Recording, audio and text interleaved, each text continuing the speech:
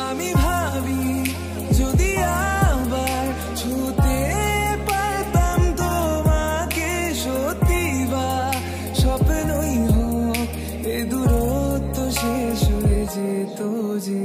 ভালো লাগা ভালোবাসার তফাৎ কি যে হয় জানতাম না, তবে কি আজ সব দোষটা আমার, দেরি করেছি বুঝতে তবু ভয় ভয় পেও না, আমি আছি তোমারই পাশে, দূরে যেও না রাখবো আমি জড়িয়ে তোমাকে।